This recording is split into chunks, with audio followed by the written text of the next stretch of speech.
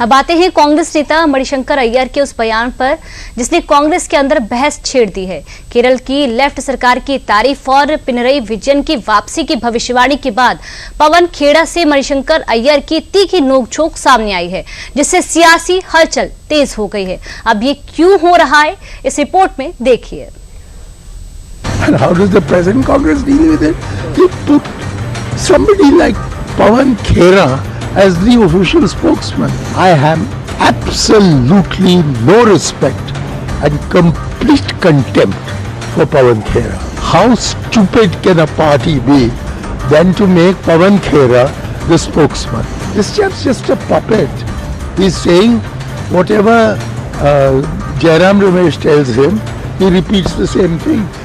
ये शब्द है कांग्रेस के वरिष्ठ नेता मणिशंकर अय्यर के, और जिन पवन खेड़ा के लिए उनके ये शब्द निकल रहे हैं वो भी कांग्रेस के ही नेता हैं। लिहाजा अब हर तरफ सवाल पूछे जा रहे हैं कि सियासत में जो बयानों के तीर अमूमन विरोधियों पर चलते दिखाई देते हैं, वहां आज मणिशंकर अय्यर ने निशाना अपनी ही पार्टी के नेता को क्यों बना लिया। तो इसके पीछे का कारण कांग्रेस की इंटरनल पॉलिटिक्स है। अब जरा आप पवन खेड़ा का ये ट्वीट देखिए। पवन खेड़ा ने इस ट्वीट में लिखा कि मणिशंकर अय्यर का पिछले कुछ सालों से कांग्रेस से कोई संबंध नहीं है। वे विशुद्ध रूप से अपनी व्यक्तिगत क्षमता से बोलते और लिखते हैं। अब पवन खेड़ा के इसी बयान के बाद मणिशंकर अय्यर उन पर भड़क गए और फिर ये बयान दे दिया। I am in the Congress party. I haven't left it. But of course, if Pawan Khera is going to expel me, I'll happily go outside and kick his backside after I left. अब माना जा रहा है कि पवन खेड़ा ने मणिशंकर पर यह tweet इसलिए किया था क्योंकि मणिशंकर अय्यर ने हाल ही में केरल के मुख्यमंत्री पिनरई विजयन की खुले मंच से सराहना की थी। उन्होंने यहां तक कहा था कि आगामी चुनाव के बाद विजयन एक बार फिर मुख्यमंत्री बन सकते हैं। लिहाजा इसके बाद पवन खेड़ा ने मणिशंकर का विरोध करते हुए ट्वीट कर दिया, जिससे मामला बढ़ गया और अब मणिशंकर अय्यर ने तीखे तेवर में पवन खेड़ा पर हमला कर दिया। I am in the Congress party. I haven't left it.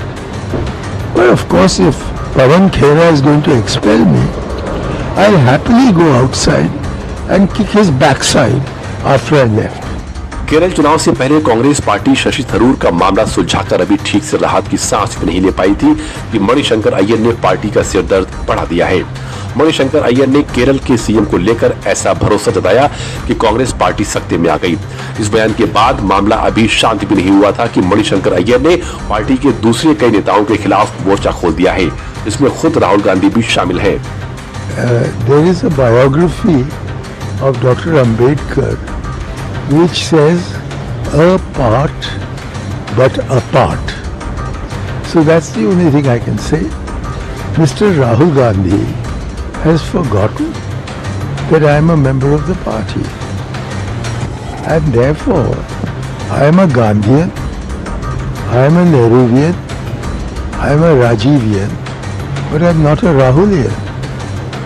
अब मणिशंकर अय्यर के इस बयान ने बीजेपी को बैठे बिठाए सियासी पिच पर फुलटॉस गेंद फेंक दी है और बीजेपी ने भी बिना वक्त गंवाए इस पर करारा प्रहार किया है।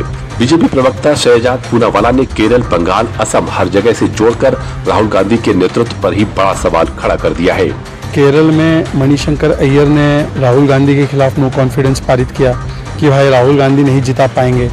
दोपहर आते आते अब टीएमसी पश्चिम बंगाल से जो पार्टी वो बोलती है राहुल हटाओ, ममता जी को लाओ, इंडिया अलायंस बचाओ। अभी असम से भी एक खबर आई है कि भाई उनके भूपेंद्र बोरा जी वो कांग्रेस पार्टी छोड़ना चाहते हो, पूर्व अध्यक्ष रहे असम कांग्रेस के। तो एक बात स्पष्ट है कि किसी को राहुल गांधी में कोई कॉन्फिडेंस नहीं है। राहुल गांधी हारे हैं तो ना जनमत है। अब अलायंस पार्टनर भी टीएमसी हो, समाजवादी पार्टी हो, सुप्रिया सुले जी हो, उमर अब्दुल्ला हो, हेमंत सोरेन हो, वो सब राहुल गांधी से किनारा करते हैं, वो उनकी बातों को नहीं मानते हैं। तो न जनमत है न संगत है। राहुल गांधी एक प्रकार से नॉन परफॉर्मिंग एसेट है, इंडिया अलायंस के लिए वो लायबिलिटी है। इसीलिए सब उनके प्रति नो कॉन्फिडेंस प्रकट करते हैं, उनके कार्यकर्ता भी, जनता भी, नेता भी, वेटरन भी, पार्टी अलायंस भी। राहुल गांधी को कोई नेता नहीं स्वीकारता और जहां भी राहुल गांधी जाते हैं वो कांग्रेस को हराते हैं। दूसरी तरफ मणिशंकर अय्यर की बयानबाजी ने कहीं न कहीं कांग्रेस को भी दो खेमों में बांटने का काम किया है। एक तरफ जहां पवन खेड़ा ने अय्यर का विरोध कर रहे हैं, तो दूसरी तरफ राशिद अलवी जैसे नेता अय्यर के समर्थन में नजर आ रहे हैं और उनकी इस नाराजगी की जिम्मेदारी कांग्रेस नेतृत्व पर डाल दिया है। देखिए, जो कांग्रेस के बहुत से सीनियर लीडर हैं, उनको कांग्रेस पार्टी की लीडरशिप की जिम्मेदारी है कि उन सबको पार्टी के अंदर इन्वॉल्व करें। मुझे चिंता है, हम कांग्रेस को मजबूत करना चाहते हैं। कांग्रेस के अंदर जो सीनियर लोग हैं, अगर वो नाराज हैं तो उन्हें मनाना चाहिए, कोई जिम्मेदारी देनी चाहिए। सीनियर लीडर हैं, उन्होंने एक लंबे अरसे तक कांग्रेस के लिए काम किया है, कांग्रेस को मजबूत किया है। अगर उनकी कोई नाराजगी है तो उसको दूर करना चाहिए।